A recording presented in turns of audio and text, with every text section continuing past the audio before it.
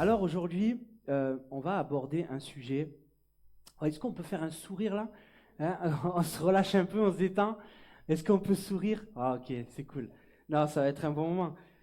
Et, euh, et en ce moment, on est sur une session avec le pasteur euh, qui est une vie en abondance, une vie en abondance.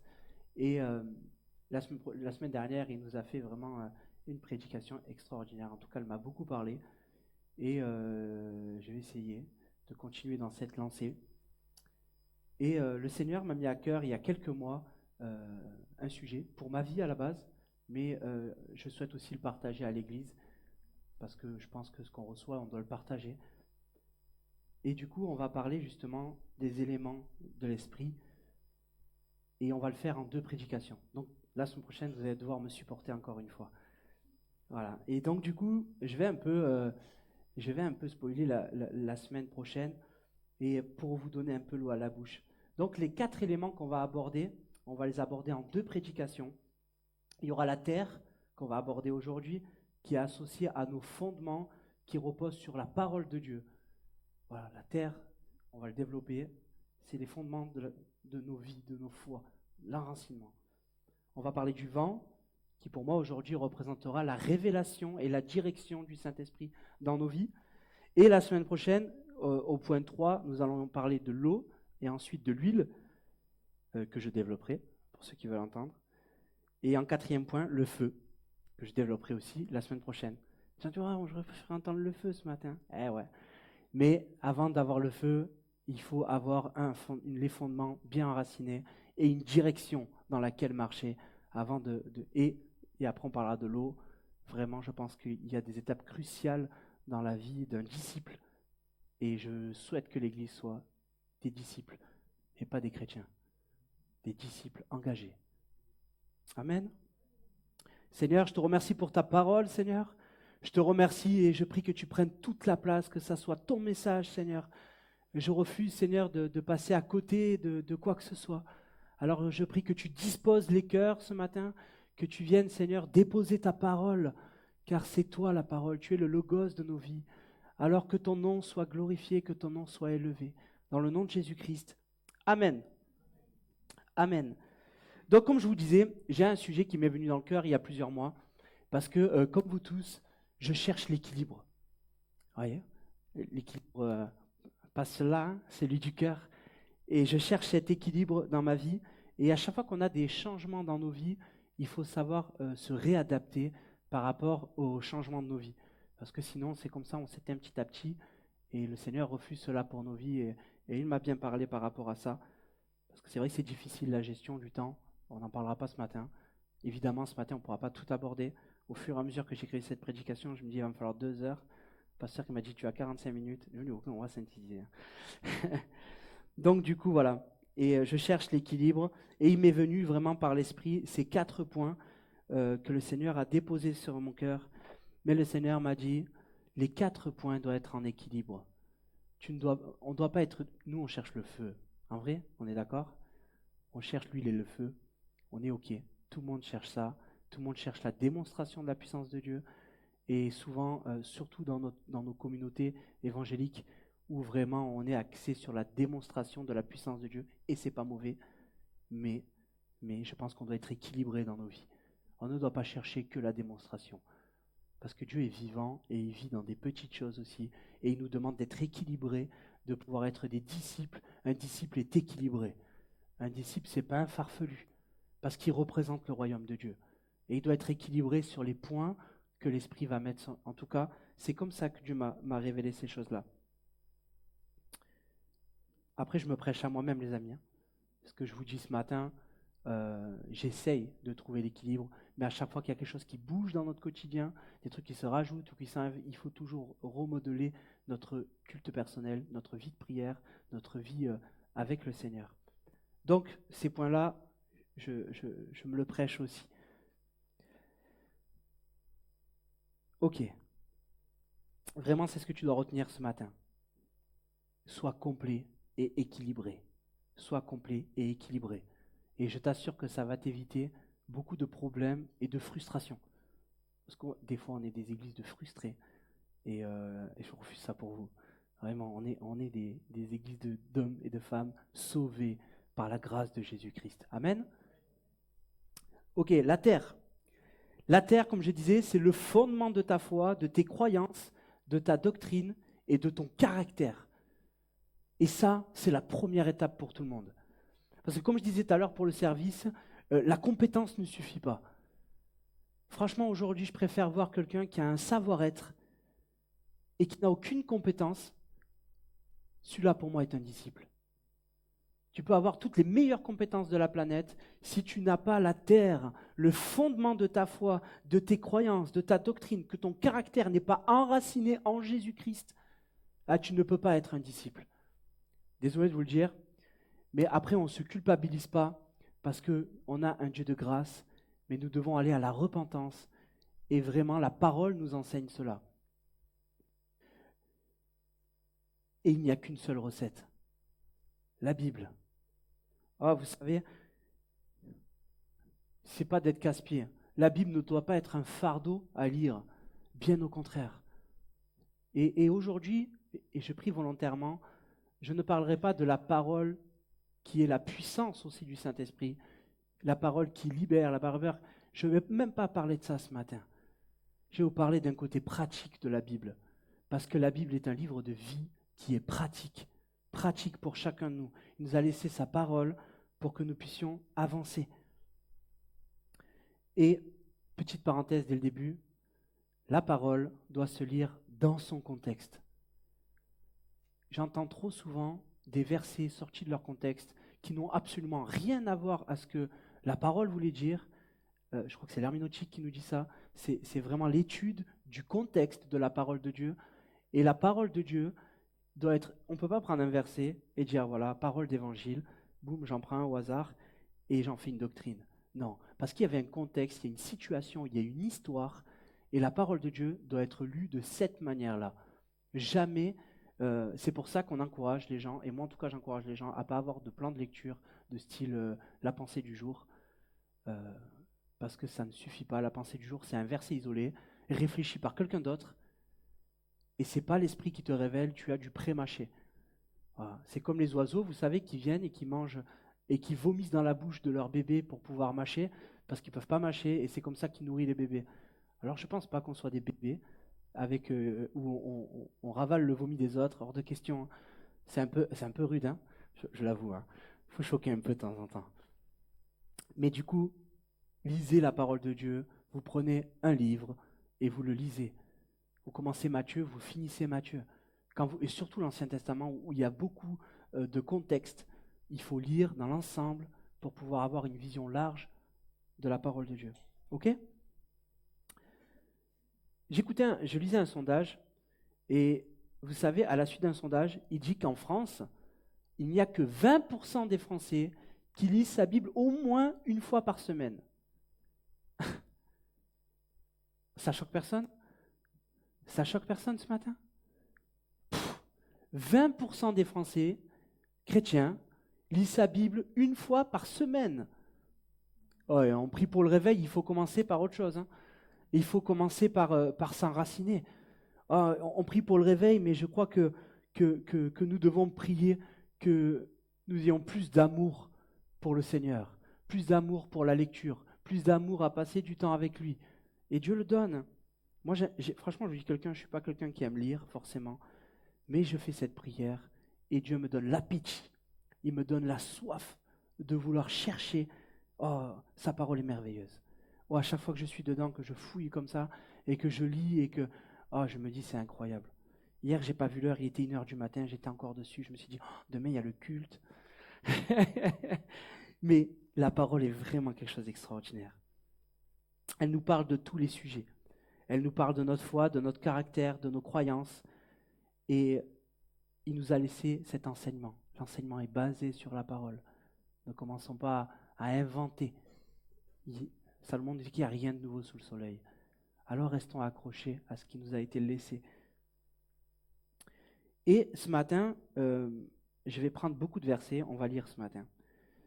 Comme ça, pour ceux qui ne lisent pas la Bible la semaine, parce qu'il n'y en a que 20%, ça veut dire qu'il y a 2 personnes sur 10 qui lisent sa parole. Donc là, vous allez lire, vous allez vous rattraper là. on va prendre plusieurs exemples de l'aspect pratique de la parole de Dieu. Et je vais vraiment essayer de synthétiser pour vraiment que vous compreniez que ça soit dans l'Ancien ou dans le Nouveau Testament, la Bible nous laisse des choses de bon sens, des choses qui sont pratiques, qui vont nous permettre de vivre équilibrés, qui vont nous permettre de vivre heureux, qui vont nous permettre de vivre, parce que la plupart des erreurs, c'est nous qui nous tombons dans le panneau. Et la parole, si nous l'appliquons dans nos vies, il y a beaucoup de choses qu'on peut éviter. On n'évite pas tout. Je ne veux pas dire, je prêche pas un évangile de bisounours non plus, mais on en évite pas mal. On va parler par exemple d'un exemple qui est très souvent un problème, qui est fort dommage d'ailleurs, c'est la vie maritale. La vie maritale, la Bible nous dit, Genèse 2, 24, c'est pourquoi l'homme quittera son père et sa femme et s'attachera à sa femme, et ils ne feront son père et sa mère et s'attachera à sa femme, et ils ne feront qu'un. Autant pour moi. Je couchais tard hier. Vous voyez, c'est un exemple. Il nous parle justement que l'homme doit faire cet effort-là. Aujourd'hui, on vit dans un monde bizarre où on n'applique plus ces choses-là, ou très peu. Et ils ne feront qu'un. La Bible dit qu'ils ne feront qu'un. Alors, on ne s'automutile pas. Ça veut dire que quand tu fais du mal à ta femme ou que ta femme fait du mal à son mari, eh bien, tu te fais du mal à toi-même. C'est comme si tu te scarifiais tout seul. On va prendre un autre passage. Un passage, je ne sais pas si je le prends ce matin ou pas. C'est un verset qui fâche un peu. Est-ce qu'on peut le prendre? Oui? Bon, allez, on y va alors. Éphésiens 5. Déjà, j'ai 5, ceux qui lisent un peu la parole, ils savent déjà de quoi je vais parler. 22 à 25. On va en parler, attendez.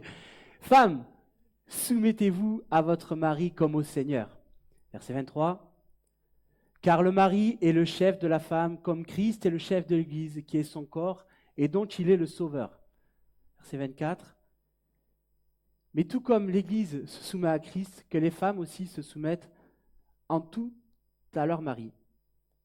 Vous voyez, si on sort la Bible de son contexte, on ne prend pas le verset 25. Vous voyez, on s'arrête là et on dit, ouais, femme, vous avez vu ce que dit la parole de Dieu, hein, mettez un voile, faites la cuisine, nanani, nanana.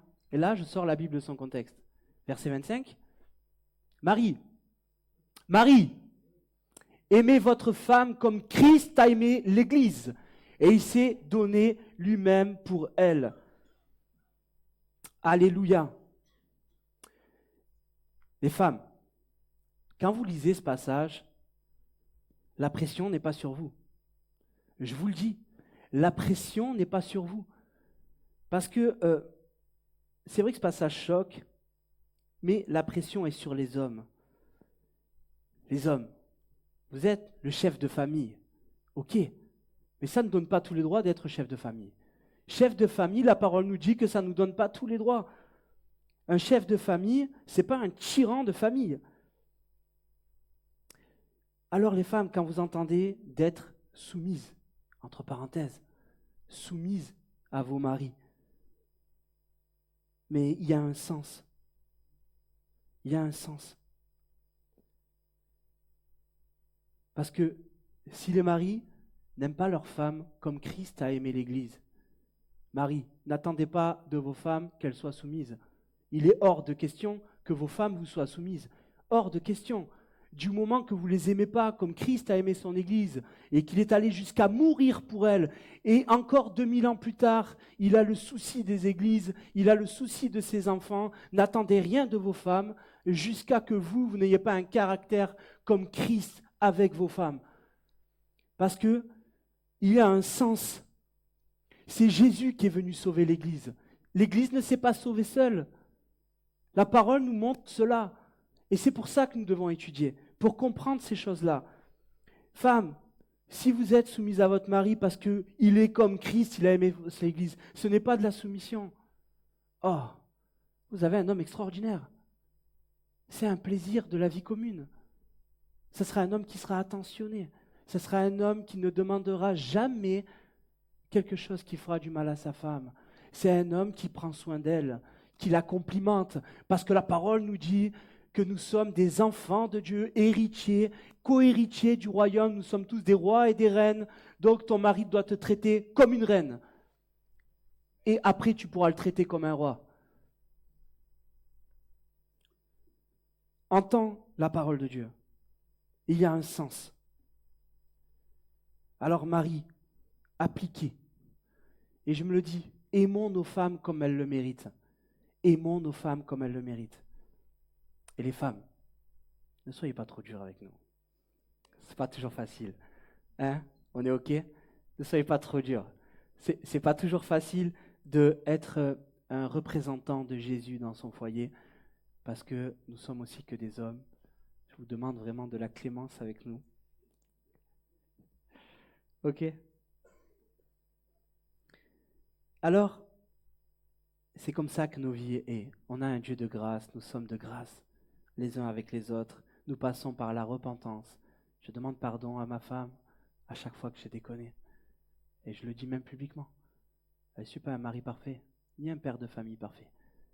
Mais je reconnais mes erreurs, je demande pardon.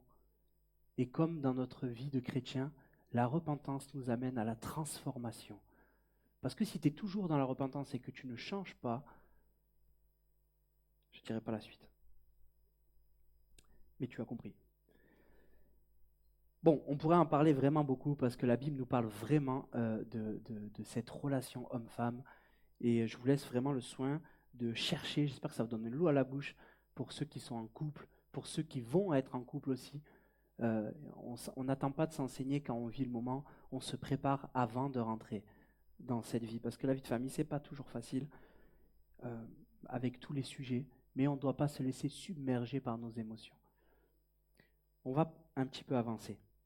La Bible nous parle aussi des relations que les enfants avec leurs parents et les parents avec leurs enfants. Éphésiens 6, Éphésiens, il s'est chauffé dans Éphésiens, il s'est dit on va parler de la famille. Il a commencé par les femmes, les hommes, et là il parle des enfants au chapitre 6. Il dit enfants, obéissez à vos parents dans le Seigneur, car cela est juste. Honore ton père et ta mère, c'est le premier commandement accompagné d'une promesse. Verset 3, afin que tu sois heureux et que tu vives longtemps sur la terre. Voici le conseil qu'il donne aux enfants. Quant à vous, pères, n'héritez pas vos enfants, mais élevez-les en leur donnant une éducation et des avertissements qui viennent du Seigneur. Amen. Oh, la parole est une lampe à nos pieds. Et alors que le monde a un courant de pensée qui devient vraiment de plus en plus différent, j'ai bien aimé l'orateur de cette convention a dit quelque chose qui m'a beaucoup impacté. Et j'ai dit, je vais le dire à l'église. Il dit que les seuls poissons qui suivent le courant, c'est ceux qui sont morts. Les seuls poissons qui suivent le courant, c'est ceux qui sont morts. Donc, n'ayons pas peur d'être à contre-courant. Je le dis, Église, n'ayons pas peur d'être à contre-courant. Résistons, gardons nos valeurs morales basées sur la parole de Dieu. C'est ce qui va permettre l'équilibre dans les foyers. Vous savez, aujourd'hui, trop de foyers s'autodétruisent. On a de plus en plus de divorces, d'enfants complètement isolés de leurs parents. C'est une catastrophe, les familles se déchirent. Et vraiment, je crois que le rôle de l'Église, c'est de recentrer l'Église, de recentrer les familles, de recentrer et mettre Christ au centre. Parce que nous avons toujours Christ au centre. C'est comme ça que la vie est abondante. C'est quand nous mettons Christ au centre. Et nous devons résister. Nous devons résister. Tenir bon face à ce monde avec des valeurs mauvaises. Enfants, obéissez à vos parents, même si c'est compliqué. Et à tout âge, on se le dit. Peu importe les parents que tu as, bénis-les. Bénis-les, parce qu'ils ne vivront pas toujours. Je vous dis la vérité, hein, c'est un conseil que j'aurais aimé entendre beaucoup plus jeune. J'ai pas eu l'occasion de pouvoir... j'ai pas été un bon enfant. Je le dis, voilà. J'aurais aimé avoir plus de temps avec mon père pour pouvoir justement vivre ces choses-là. J'aurais aimé les entendre plus tôt. Donc je te le dis, Aime tes parents. Aime tes parents, peu importe l'âge que tu as, ils ne sont pas éternels. Aime-les, honore-les. Peu importe s'ils sont casse-pieds, peu importe si pour toi ils ne comprennent rien, peu importe s'ils ne croient pas en ton Dieu, peu importe. Aime tes parents, visite-les, appelle-les, passe du temps avec eux, ils ne sont pas éternels. Et vraiment, je t'encourage. Parce que, en étant parent aujourd'hui, l'amour de mes enfants me fait énormément de bien. Allez, je passe, ça va être une séquence émotion sinon. Et les parents. Parents, vous êtes responsables de l'éducation de vos enfants. Ok, personne d'autre n'est responsable de l'éducation des enfants que toi-même. Aujourd'hui, j'ai discuté avec, j'ai eu un gros débat d'ailleurs. Il y a une possibilité que je sois invité dans une école. Donc là, je lui ai dit, je ne suis pas sûr que tu es prêt. Je ne mélangerai jamais mon discours. J'ai préféré être honnête avec lui. Mais il a dit, c'est pas mal d'avoir une idée qui est carrément opposée à la nôtre. Aujourd'hui, la pensée, c'est que vos enfants, nos enfants, sont les enfants de la patrie, donc ils sont les enfants de tout le monde. Que chacun de nous ait un rôle de protection sur les plus jeunes, je peux l'entendre, mais par contre, l'éducation m'appartient à moi et à mon épouse seulement. Parce que c'est nos enfants que Dieu nous a donnés. Il nous les a donnés à nous, il ne les a pas donnés à n'importe qui, sinon il les aurait donnés à quelqu'un d'autre. Si Dieu m'a permis d'avoir ces enfants sous le foyer que Dieu m'a donné, c'est que j'en suis responsable. Et je peux m'en prendre qu'à moi-même. Donc, il faut vraiment que nous comprenions, même pour le groupe de jeunes, il y a des responsables de jeunes, il y a des pasteurs, mais l'autorité première, c'est vos parents. C'est l'autorité première, c'est les parents, avant toute chose. Donc, je crois que c'est important justement on en viendra après, mais vous êtes cette autorité, une autorité de douceur. Une autorité de douceur. Quand il dit reprenez vos enfants comme pour le Seigneur, je crois qu'il n'y a aucun de vous ici, le Seigneur est venu, il vous a giflé comme ça. Jamais. Il est venu, il vous a bombardé. Non, on nous a repris. Le Seigneur m'a repris plusieurs fois, mais il n'est jamais venu m'éclater contre un mur. Et je le dis parce que c'est aussi filmé et que que quelqu'un entende ce message. Nos enfants sont quelque chose de précieux. Un enfant brisé devient un adulte complètement décalé. Nous, on accompagne des gens aussi. Je vois Hélène Ministry, ils accompagnent aussi des gens. Et on se rend compte que beaucoup de problèmes viennent de l'enfance, de l'adolescence, de ces choses-là, parce qu'ils n'ont pas su être protégés. Et déjà, le monde est dur. Mais si en plus, nous, on n'apporte pas un cadre de réconfort à nos enfants, la parole nous le dit. Nous le dit. Proverbe 22, verset 6. C'est dommage qu'il n'y a pas le tennis, c'est son verset. Éduque l'enfant d'après la voie qu'il doit suivre. Même quand il sera vieux, il ne s'en écartera pas. Voici notre rôle. Mais comment on peut enseigner nos enfants si nous-mêmes ne lisons pas la parole de Dieu, nous ne la comprenons pas, nous ne la vivons pas, mais qu'est-ce qu'on peut leur apporter? On ne peut pas apporter ce qu'on ne connaît pas. On n'est pas des illuminés. On est des êtres vivants qui grandissent en fonction de leur expérience. Notre responsabilité, les parents, c'est que le soir, vous ouvrez vos Bibles, que vous la lisez pour pouvoir l'enseigner à vos enfants.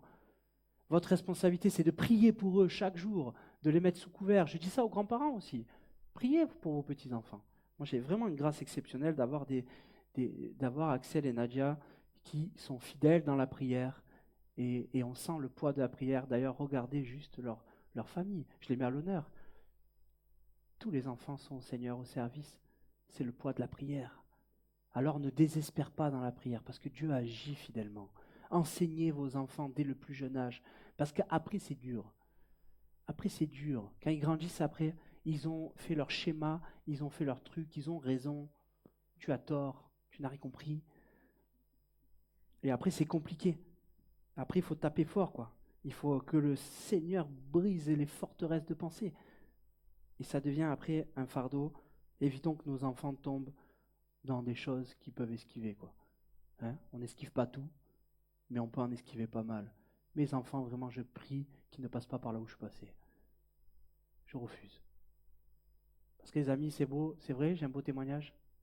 J'ai un beau témoignage. Je reconnais, Dieu m'a vraiment sauvé des ténèbres, des plus profondes dans lesquelles je suis tombé. J'ai pu tout goûter dans ce monde. Mais vous imaginez pas quel fardeau c'est dans un cœur. Tout ce qu'il a fallu guérir, tout ce qu'il a fallu résister et combattre, des fardeaux que vous ne portez pas, c'est le quotidien de celui qui s'est sali dans ce monde. Il s'est sali de toutes sortes de choses, de toutes sortes d'excès. Et bien ça devient, après, on devient un disciple parce que Dieu nous a vraiment, Dieu m'a marqué, je bénis Dieu, Dieu m'a marqué, Dieu m'a sauvé et transformé par grâce. Mais quel combat au quotidien! Quel combat au quotidien! Par où il a fallu que je passe pour guérir? La patience de ma femme. Bon, aujourd'hui ça va mieux, hein. J'ai béni Dieu. Aujourd'hui, je peux parler de toutes ces choses d'une manière légère, se guérir de tout ça, mais ça a été difficile. Ça a été difficile. Évitons que nos enfants passent par là. On peut parler aussi des conflits dans la Bible. Et je vous dis, la parole de Dieu aujourd'hui, je vais vous parler rapidement des choses, des contextes, mais la parole de Dieu, vraiment, elle nous aide dans la gestion de crise. Elle nous aide dans la gestion avec les autres. La parole nous dit dans Matthieu 18,15, si ton frère a péché contre toi, va, reprends-le seul à seul. S'il t'écoute, tu as gagné ton frère. On parle d'amour, hein.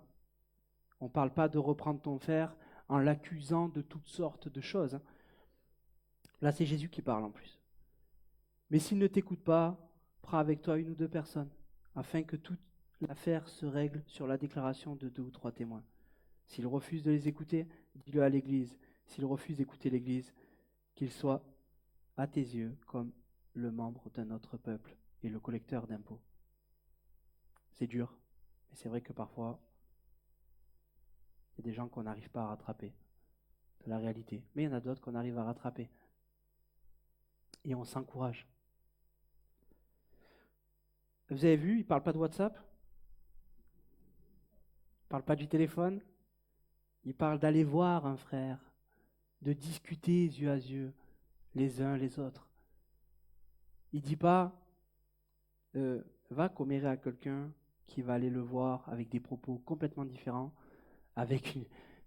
Des fois, on gère des conflits, et même dans le cadre du travail, je suis beaucoup dans des gestions de problèmes. Vous savez, je travaille dans les HLM, et des fois, j'écoute l'histoire de l'un, j'écoute l'histoire de l'autre, et je dis, mais c'est fou, c'est pas la même histoire. Qu'est-ce qu'il raconte?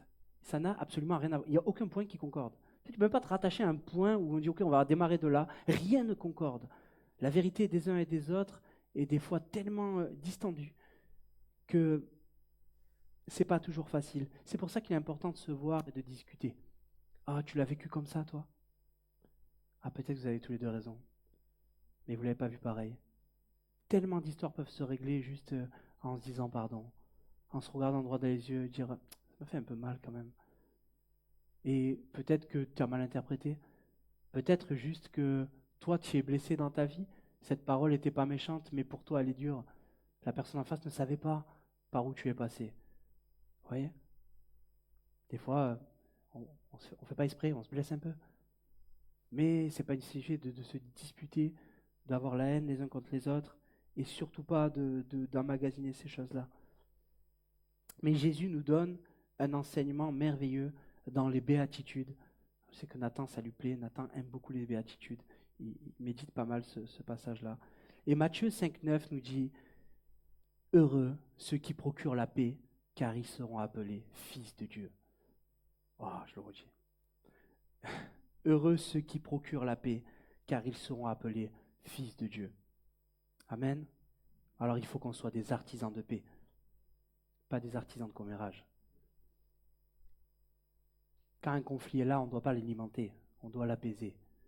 Voyez, on ne jette pas de l'huile sur le feu, plutôt de l'eau. Tous les feux ne sont pas bons. Alors il faut qu'on soit ceux qui procurent la paix. Oh, j'aimerais qu'on m'appelle fils de Dieu, parce que j'ai été un artisan de paix toute ma vie, fidèlement. Et dire oui, reçu, fils de Dieu. Waouh, quel titre extraordinaire. Oh, si Dieu me dit ça, j'en ai assez pour une éternité. Alors le fondement de notre foi est basé sur l'enseignement de la parole, car sans elle, on n'a pas la compréhension du plan merveilleux de Christ et du salut. Pourquoi on en est arrivé là? Voyez, c'est méditer la parole nous permet de comprendre beaucoup de choses sur l'humanité, sur nos propres vies.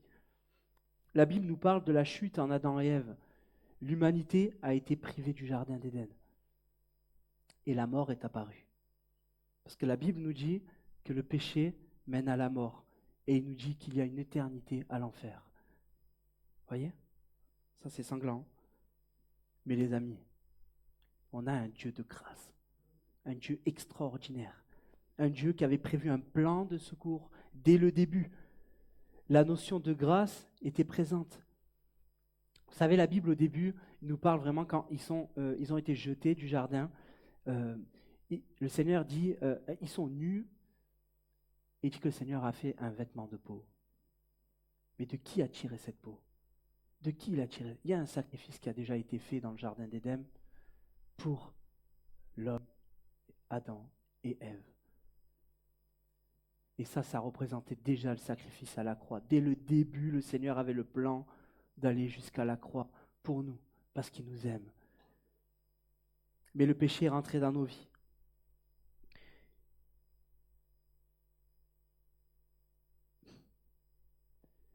Voyez, le péché a été exponentiel dans l'humanité. Et souvent aujourd'hui, on regarde les problèmes. La descendance d'Adam et Ève a pas fait mieux. Hein. Il y a eu le premier meurtre. Et ça a été l'héritage de l'humanité, petit à petit. Et plus ça va, plus on voit qu'il y a de plus en plus d'actes compliqués, de terreur. La persécution grandit. L'Église doit être prête. L'Église doit être prête parce que nous ne soyons pas dans l'illusion, le monde va aller de plus en plus mal, c'est une évidence. Le péché grandit et ça continue d'avancer. Donc, si l'Église n'est même pas préparée, si l'Église ne lit même pas sa parole, si l'Église n'est pas disciple de Jésus-Christ, quand le vent va souffler sur l'Europe, ça va être compliqué. Quand le vent va souffler sur l'Europe, ça va être compliqué. Regardez juste les infos, nos frères et sœurs persécutés sur toute la planète. Presque pas un endroit hors de l'Europe, le chrétien n'est pas persécuté. De partout, il est persécuté. Plus ça va, plus c'est compliqué. J'apprends au Canada, c'est incroyable. Incroyable. Alors c'est une autre persécution chez eux. Elle est administrative. Mais du coup, on dilue la parole de Dieu par peur de fermer les églises. C'est dingue. Ne croyez pas qu'on va y passer à côté. Et si nous ne sommes pas affermis dans la parole de Dieu, quand la tempête va arriver, qui va résister?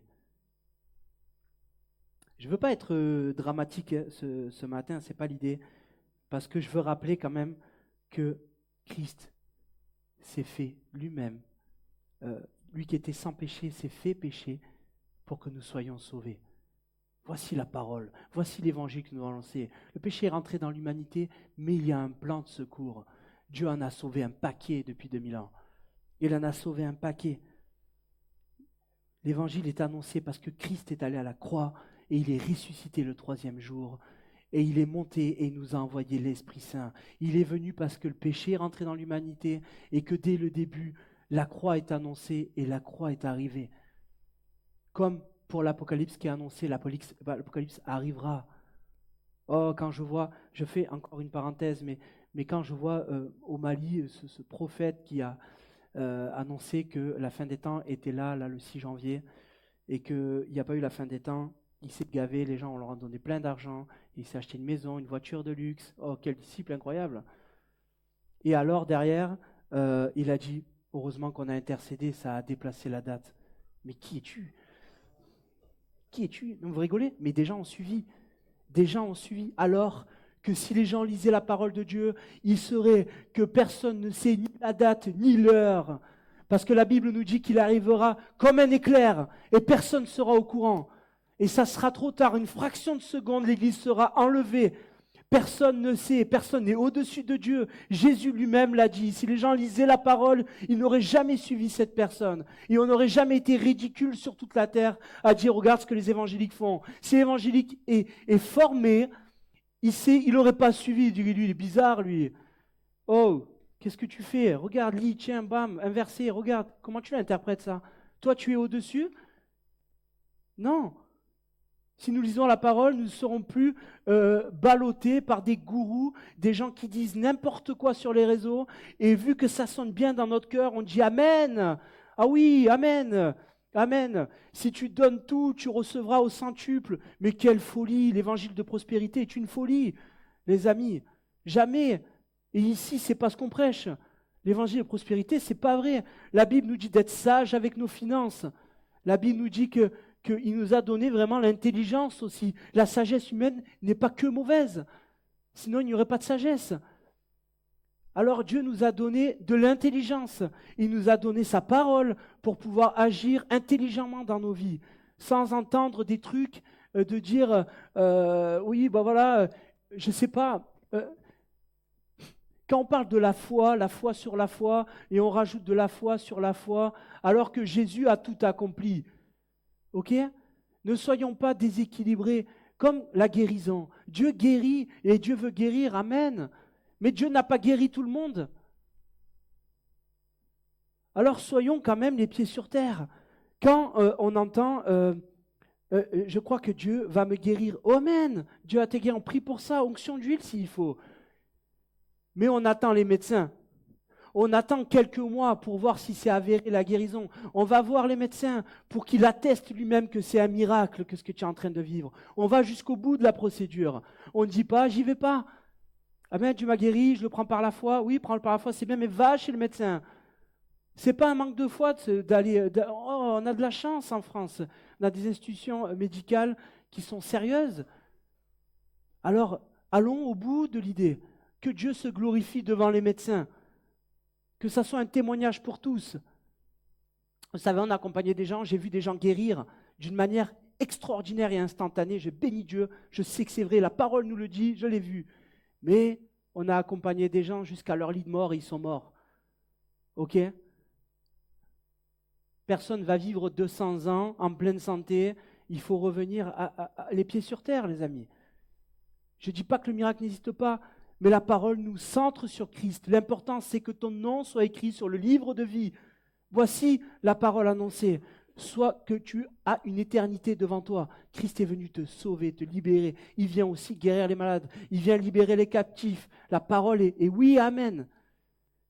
Mais soyons sages dans ce que nous faisons. Ne faisons pas n'importe quoi.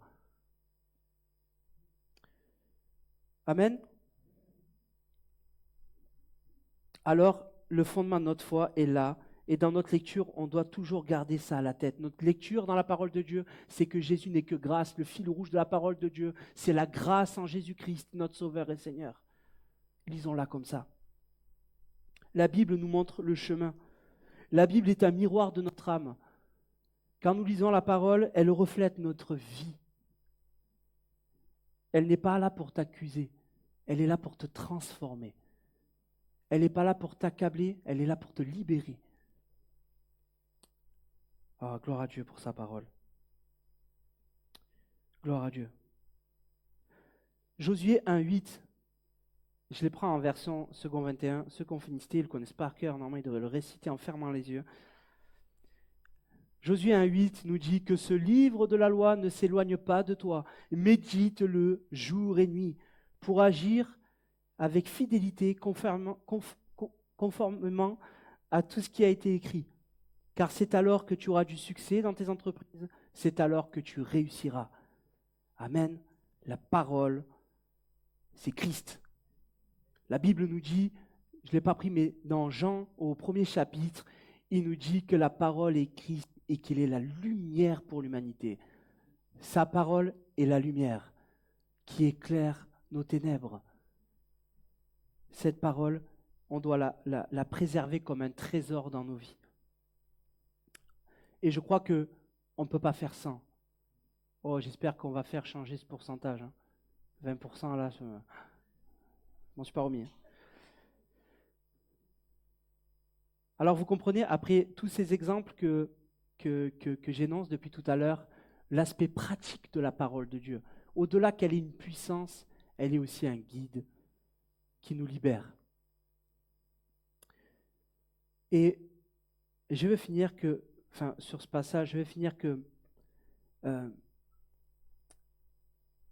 on vit vraiment la seule foi et religion sur terre où c'est pas l'homme qui doit s'élever au divin, mais c'est le divin qui est venu à l'homme. Il n'y a que dans le christianisme que nous voyons ça. Seule religion au monde où c'est Dieu qui est venu à l'homme. Tu n'as pas besoin, je t'encourage à te mettre à part, évidemment. Mais Christ accomplit. C'est lui qui accomplit. Vous voyez, Jean, l'apôtre de l'amour, il dit dans son épître, 1 Jean au 4,19, il dit « Quant à nous, nous l'aimons parce qu'il nous a aimés le premier. » C'est dans ce sens-là. C'est toujours dans ce sens-là. Il nous a aimés le premier. Oh les amis, je veux qu'on repart en se disant « Oh, quel sauveur incroyable ! Quel sauveur incroyable ! Quel sauveur, quel Dieu nous servons qui est tellement extraordinaire. » Et on doit poser vraiment les fondements de notre foi sur la lumière des Écritures. Vous voyez, parce que Christ habite en nous. Christ est la parole qui habite en nous. Galates 2:20 nous dit « J'ai été crucifié avec Christ, ce n'est plus moi qui vis, c'est Christ qui vit en moi. Et ce que je vis maintenant dans mon corps, je le vis dans la foi au Fils de Dieu qui m'a aimé et qui s'est donné lui-même. » Pour qui ? Pour moi. Oh, la parole vit en toi et elle doit vivre chaque jour en toi. Tu dois entretenir la parole de Dieu dans ta vie. Amen. Alors, priez pour cela. Priez que ça ne soit pas incorvé. Et je vais prendre un dernier passage pour la terre. Où après le vent, ça va aller beaucoup plus vite parce que ça paraît quand même vachement plus évident. Psaume 1, versets 1 à 3. Il dit « Heureux l'homme qui ne suit pas le conseil des méchants, qui ne s'arrête pas sur la voie des pécheurs et ne s'assit pas en compagnie des moqueurs, mais qui trouve son plaisir dans la loi de l'Éternel et la médite jour et nuit. » Encore une fois. Il ressemble à un arbre planté près d'un cours d'eau. Il donne son fruit en sa saison et son feuillage ne se flétrit pas. Tout ce qu'il fait lui réussit. Amen. Oh, quel passage extraordinaire. Et on parle là, on est dans le psaume 1, dès les premiers versets. On nous met l'accent déjà sur l'importance de méditer la parole de Dieu. Dès le premier verset, on nous met cet accent que nous devons vraiment la méditer, jour et nuit. Oh, moi je veux être cet arbre plein de vie. Que même s'il y a la canicule, je ne flétris pas. Là où il y a des gens qui s'accablent, je tiendrai droit. Et les feuilles resteront bien vertes. Et qu'est-ce qu'un arbre qui est plein de vie ? Eh bien, il porte la vie. Les animaux peuvent s'y réfugier. Les insectes. On peut se nourrir de ce fruit. Le fruit tombe à terre et crée d'autres arbres qui créent une forêt. Et ce courant d'eau. Il dit qu'il est près d'un courant d'eau. Oh, qui est ce courant d'eau ? C'est pas n'importe quelle eau qui donne à cet arbre d'être... il n'est pas planté dans n'importe quelle rivière. Oh, ce cours d'eau, c'est Dieu dans nos vies. C'est le Saint-Esprit qui vient arroser notre vie. Oh, c'est cette grâce en Jésus-Christ d'avoir vraiment... Tout à l'heure, j'avais la pensée pendant la louange. Je mettais mes mains comme ça et je sentais comme un courant qui passait par mes mains et qui venait, me remplissait. Oh, j'ai Dieu, tu es bon. Tu es bon. Tu tends les mains. Tu as juste à tendre les mains pour recevoir. Oh, Dieu est incroyable. Le pasteur Hans-Peter Bolli nous donnait un conseil pour vivre la parole de Dieu avec les mains. Et j'ai bien aimé, donc du coup je vous le donne aussi. Il dit avec les mains, donc il y a l'auriculaire. Je lis parce que des fois je ne connais plus le nom des petits doigts. Je appelle toujours sur le petit doigt, donc c'est l'auriculaire. Il dit que je peux écouter la parole de Dieu. L'annuaire, il dit je peux lire la parole de Dieu. Le majeur, je peux étudier la parole de Dieu. L'index, celui-là, rares ceux qui le font. Je peux mémoriser la parole de Dieu. Oh, ça c'est important. Vous savez, quand on arrive dans certains moments, on ne l'a pas toujours avec nous. Et pour nos vies, des fois. Oh, des fois, on dirait un fou. Je me mets devant un miroir et je nomme la parole de Dieu en me regardant droit dans les yeux. Je proclame la parole de Dieu sur ma vie. Et le pouce, qui est pour moi quelque chose de super important, c'est je peux méditer la parole de Dieu. Méditer la parole de Dieu, c'est quelque chose, les amis. Vous voyez, on a des gens dans l'église qui aiment faire ça, et je les encourage à faire ça. J'encourage. Donc je vais m'arrêter là pour la terre. Il y a encore tellement à dire, mais il faut bien avancer. Euh, on va prendre le vent, qui est pour moi quand même vachement plus logique. C'est pour ça que j'ai pris du temps pour parler de la parole de Dieu. Le vent, c'est la révélation de Dieu, qui ne contredit jamais sa parole. Pour avoir la révélation, il faut comprendre la parole de Dieu pour pas être ballotté par tout vent. Il n'y a qu'un seul vent qui peut souffler, c'est celui du Saint-Esprit. Mais il peut y avoir plusieurs courants d'air. Et pour ça, il faut être posé et enraciné sur la parole de Dieu. Et on doit discerner à la lumière des Écritures, parce qu'il ne se contredit pas. Je vais prendre un texte rapidement vous voyez, je vais prendre l'histoire du prophète Élie. Et juste rapidement dans le contexte, Élie, c'est un grand prophète. C'était compliqué en Israël à ce moment-là. Et il a fait pas mal d'exploits.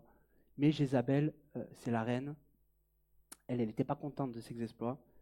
Et elle dit qu'elle veut tuer Élie. Élie, il panique en apprenant la nouvelle. Pourtant, c'est un grand homme de Dieu. Il panique parce que c'est quand même pas n'importe qui, Jézabel. Jézabel, c'est la reine. Jézabel, elle fait ça, l'armée, ils arrivent, ils viennent chercher Élie, ils peuvent le torturer à mort. Donc, il s'enfuit pour sauver sa vie. Et à ce moment-là, il fait une dépression. Il demande même que Dieu vienne le reprendre. Il fait peine ce passage, la vérité. On voit un grand homme comme ça tomber à terre d'une telle manière. Et je dis que personne n'est à l'abri. Le grand Élie, malgré sa connaissance de Dieu, les miracles, a vécu une dépression profonde. Et vraiment, c'est une petite parenthèse, vraiment gardons-nous de juger ceux qui tombent. La Bible nous dit de prendre garde à celui qui est debout de ne pas tomber.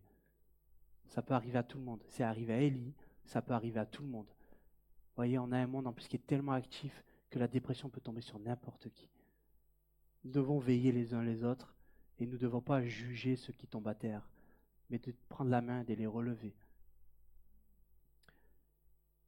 Je ne vais pas vous lire le passage, je l'avais écrit, mais vous trouvez cette histoire dans 1 Roi 19, que le grand Élie n'a pas été épargné. Mais la Bible nous parle justement qu'il part et il va sur la montagne, donc après et Dieu le restaure, parce que Dieu d'abord le restaure avant de lui donner une direction. Il le restaure complètement, il marche, et l'Éternel lui dit de se tenir devant la montagne. Et quand il se met devant la montagne, il y a toutes sortes de choses qui se passent. Il dit que l'Éternel va passer. Et il dit qu'il y a un vent fort, impétueux, qui déchire les montagnes, qui brise les roches. Il y a des tremblements de terre, il y a un grand feu. Et tout ça, la Bible nous dit qu'il n'était pas dans cela. Mais il y a eu un murmure doux et léger. Et il lui dit, mais là, Élie s'enveloppe de son manteau, il sort. Et il y a tout un enseignement sur ça. Oh, c'est passionnant la parole de Dieu. Lisez le mot manteau, c'est pas vraiment le mot manteau comme vous le connaissez. C'est passionnant. Je vous encourage à le passer ce passage aussi. Et Dieu lui donne une direction. Il l'appelle à venir oindre par onction plusieurs personnes. Et à partir de la révélation qu'Élie a, et là il ne s'est plus arrêté. À partir de ce moment-là, il a fait un perfect. Il ne s'est plus arrêté. L'Éternel était dans le doux murmure. Mais voyez, Élie, il connaissait la parole de Dieu et il connaissait Dieu. Il n'est pas sorti quand il y a eu le feu, il n'est pas sorti quand il y a eu le tremblement de terre, il n'est pas sorti quand il y a eu des grands vents qui déchiraient les montagnes. Il est sorti quand il y a eu le doux murmure, parce qu'il connaissait Dieu, parce qu'il méditait sa parole, parce qu'il avait expérimenté Dieu. Il était prêt à vivre cette expérience. Je pense que je serais sorti au feu.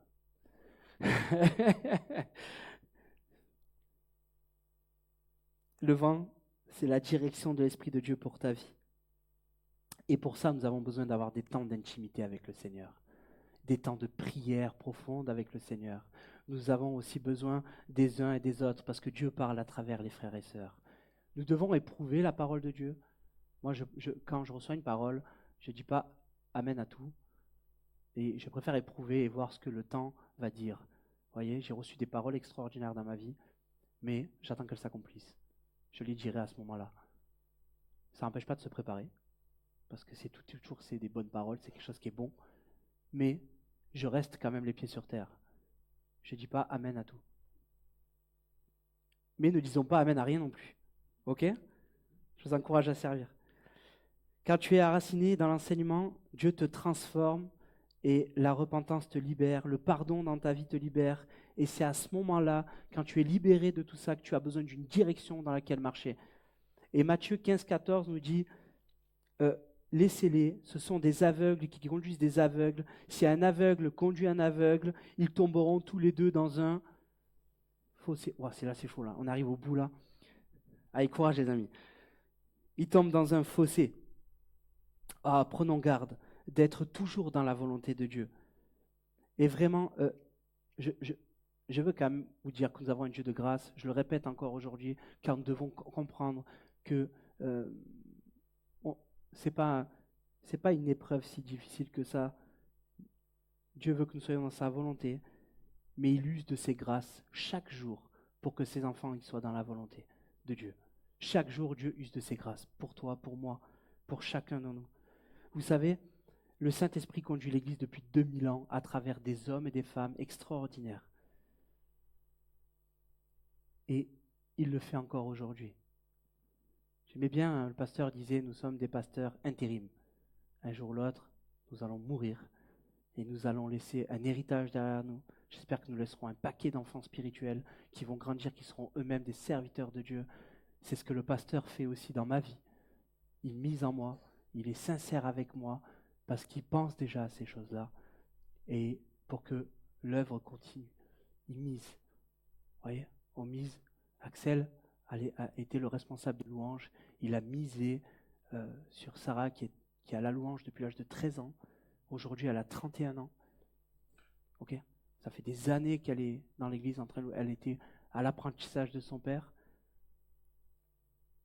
Et ça l'a aidé aujourd'hui à être la nouvelle responsable de louange de l'Assemblée. Parce que nous misons sur nous. Qu'est-ce que tu vas laisser? Oh, mise. Tout ce qu'il y a. Je pense à vous qui êtes sur Hélène Ministry. C'est une œuvre extraordinaire, je trouve vraiment, d'être là pour la guérison. Misez à trouver des équipiers, à trouver des gens qui vont prendre votre place quand vous allez partir. Que si Dieu vous envoie à faire autre chose, qu'il y ait une relève, que ça ne soit pas compliqué. Parce que quoi qu'il arrive, l'œuvre de Dieu, elle va avancer, mais quand ça se passe en douceur, c'est quand même mieux. Parce que quand ça casse d'un coup et que la personne redémarre de zéro, alors que ton expérience est extraordinaire, tu peux laisser quelqu'un là où tu es aujourd'hui et il peut aller plus loin que toi. Oh, l'œuvre de Dieu doit progresser et les passations de responsabilité elles doivent se faire de cette manière-là, guidées par le vent de l'esprit qui nous amène à prier pour ça, à dire voilà. Vous voyez, je pense au pasteur, quand il est arrivé, de suite l'esprit lui a dit ça sera lui que tu vas devoir fermer. Il a mis plusieurs années à venir m'en parler parce qu'il a éprouvé la parole de Dieu jusqu'au moment où c'est devenu quelque chose d'inévitable. Et il mise, il enseigne, il est sincère et honnête. Voilà, je partage sa vie au quotidien, je te bénis, pasteur, vraiment. Allez, j'ai envie de pleurer. Jésus 3, versets 5 à 8, ça sera le dernier verset pour ce matin. En vérité, je te le dis, à moins de naître d'eau et d'esprit, on ne peut pas entrer dans le royaume de Dieu. Ce qui est né de parents humains est humain, ce qui est né de l'esprit est esprit. Là, Jésus parle à Nicodème. Ne t'étonne pas que je t'ai dit, il faut que vous naissiez de nouveau. Le vent souffle où il veut, et tu entends le bruit, mais tu ne sais pas d'où il vient ni où il va. C'est aussi le cas de toute personne qui est née de l'esprit. J'avoue que je n'ai pas compris ce passage dès le premier coup. Mais voyez, ce passage, il nous explique que nous ne pouvons pas contrôler l'œuvre du Saint-Esprit. Il est comme ce vent. Tu ne le vois pas, mais l'œuvre est bien réelle depuis 2000 ans. Tu ne le vois pas, tu ne le sais pas, parce que nous vivons peu de temps, mais cette œuvre a été exponentielle. Elle a démarré avec Jésus, 12 personnes, et pas des personnes compétentes. 12 personnes complètement différentes, qui n'avaient pas forcément les compétences requises pour être des grands leaders, mais ils avaient le cœur pour. Quoique, ça a été compliqué pour certains. Mais Jésus était guidé par l'Esprit. Il ne les a pas choisis au hasard. Il n'est pas sorti, il a pris 12 au hasard, il a misé. Parce que l'Esprit de Dieu a montré quelqu'un. Parfois dans ta vie, le Saint-Esprit peut te montrer quelqu'un. Tu dis, mais il est bizarre lui. Ah, mais c'est lui que tu dois former. bizarre. Ok? Parce que la sagesse de Dieu confond les sages de ce monde. Nous devons naître de nouveau en Jésus-Christ par l'action du Saint-Esprit. C'est un don de Dieu donné par sa grâce à ses enfants. Et vraiment, c'est une excellente nouvelle. Les amis, c'est une excellente nouvelle. C'est une excellente nouvelle. C'est un cadeau merveilleux. C'est un don que Dieu nous a donné, le Saint-Esprit. Et utilisons le Saint-Esprit. Écoutons le Saint-Esprit. Soyons conduits par le vent de l'Esprit qui nous montre des choses. Des fois, ça paraît fou, mais la gloire de Dieu va se manifester. Et soyons guidés, vraiment. Vous voyez, j'ai tellement à dire. Mais c'est tellement extraordinaire. Franchement, le Saint-Esprit est un sujet de reconnaissance pour ma vie. Je le dis encore, vraiment. Oh, quand je vois par où je suis passé, jusqu'à où il m'a amené, tout ce que j'ai pu vivre, et en ayant l'impulsion, quand j'entendais la parole de Dieu qui venait parler dans mon cœur, et qui me disait de faire ce choix-là, et je paraissais un choix complètement décalé par rapport à la sagesse du monde, et je l'ai fait par obéissance. Quand j'ai vu les résultats, je me suis dit, ça valait le coup. Ça valait le coup. Les amis, désolé pour la vidéo, il va falloir recadrer, mais je veux vous encourager. Je vais terminer là, c'est ma conclusion, mais je veux vous encourager. Soyez des hommes et des femmes enracinés dans la parole de Dieu, ce qui va vous permettre d'avoir des grandes racines. Le vent va souffler. Les amis, ça ne va pas être facile. 2026, c'est une nouvelle année, bien sûr compris pour des belles choses, mais ça va peut-être pas être facile. Le contexte de ce monde est difficile. Et si nous n'avons pas des racines solides, on va être baladé. Tout ce qu'on va entendre, ça sera la parole d'évangile, parce qu'on ne saura pas prouver que c'est l'inverse, parce que nous ne connaissons pas notre Dieu ni sa parole. Et soyons des gens guidés par le Saint-Esprit. Que nous puissions vraiment aller dans une direction claire et précise. Et quand le vent soufflera de deux côtés, tu seras guidé par le seul vent qui guide ta vie, le Saint-Esprit. N'écoute pas, n'aie pas peur, ne crains pas. La Bible a dit à Josué, fortifie-toi et prends courage. Je t'ordonne, fortifie-toi et prends courage. Fortifie-toi et prends courage.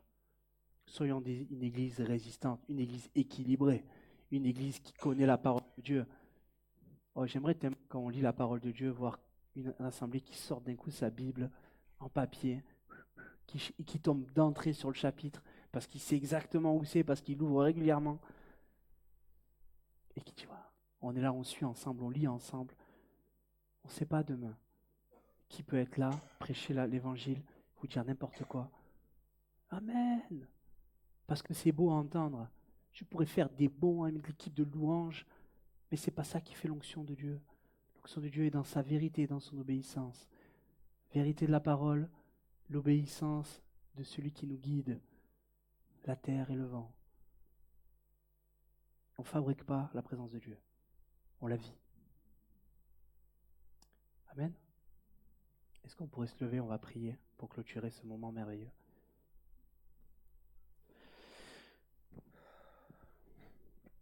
Seigneur, je te prie ce matin, Seigneur, et pour toute l'année et pour tous les jours de nos vies, Seigneur, je veux te déposer une bénédiction sur mes frères et sœurs, sur ma famille qui est présente devant moi et sur ceux mêmes qui ne sont pas représentés ce matin. Je prie pour les internautes aussi, Seigneur. Je prie pour tous ceux qui entendront ce message et qui entendront cette prière. Je prie qu'au nom de Jésus-Christ, que tu nous donnes la soif. Rends-nous assoiffés de ta parole. Rends-nous, Seigneur, donne-nous cet esprit de révélation, Seigneur, qui nous permet de comprendre la parole de Dieu, de la méditer jour et nuit et d'agir fidèlement selon ce qui est écrit. Je te prie, Seigneur, d'être une église équilibrée, qu'il ne soit enraciné dans la parole, guidé par l'esprit, restauré, rempli de repentance, de guérison, loin d'une huile royale sur nos vies et enflammée, que nous ayons les éléments, que nous soyons équilibrés. Rends une église bouillante, Seigneur, qu'il n'y ait pas de tiède, qu'il n'y ait ni de froid qui dit au chaud, qu'est-ce qu'il fait, il est trop chaud. Oh, il n'a qu'à s'embraser. Seigneur, alors je te prie vraiment d'embraser ton église, d'équilibrer ton église. Je prie maintenant, Seigneur, je dépose une onction particulière sur l'assemblée, sur chaque famille, Je te prie, Seigneur, que tout cela devienne logique. Je prie, Seigneur, que tu nous encourages dans nos cultes personnels, chaque jour, quotidiennement, à aller plus loin avec toi, à comprendre, à vivre cette relation de cœur à cœur, que nous puissions, Seigneur, encore plus comprendre cette œuvre de grâce que tu as fait dans nos vies, cette œuvre d'amour que tu as fait pour ton Église. Oh Seigneur, bénis cette assemblée, bénis les familles. Je prie que la parole libère, Seigneur. Je prie, Seigneur, pour ce que tu as déposé, les promesses dans le cœur de certaines personnes. Je sais que de nombreuses personnes dans cette Église attendent le miracle, Seigneur. Alors je te prie, Seigneur, d'activer ta bénédiction. Enracine et fortifie ton Église à vivre, Seigneur, même dans la tempête. Oh, j'ai un frère qui disait, Seigneur, qu'un chrétien surfe sur la tempête. Alors, Seigneur, permets que nous soyons de ces hommes et ces femmes-là. Que quand la tempête arrive, c'est un moment de réjouissance parce que ta gloire est au-dessus. La Bible nous dit, Seigneur, que tu calmes les eaux. Tu es celui qui contrôle les éléments. Alors, Seigneur, remplis les cœurs. Dispose les cœurs, utilise leurs jambes pour qu'ils marchent dans leur direction. Seigneur, il n'y est ni trop tôt ni trop tard. Oh Seigneur, merci de bénir, de conduire l'Église, que ce soit dans son conseil d'administration. Avec l'Église, on dit Amen. Le conseil d'administration, le conseil pastoral, que nous soyons toujours sous ton impulsion, Seigneur, et que rien ne nous en écarte ni à gauche ni à droite, ni les émotions, ni les sentiments. Seigneur, bénis ce lieu. Bénis le lieu qui sommes nous, les temples de ton esprit. Oh, je scelle cette prière dans le nom de Jésus-Christ. Amen. Amen. Je vous souhaite une bonne semaine, les amis. Vraiment, je vous souhaite une semaine. Et je vous challenge un peu. Hein. Je vous challenge. Hein. Au moins chaque jour, la parole de Dieu. C'est-à-dire, au moins une fois par semaine, je dis non, je me suis repris. Au moins chaque jour, la parole de Dieu. Ok, pas la pensée du jour, les amis. On se lit un chapitre.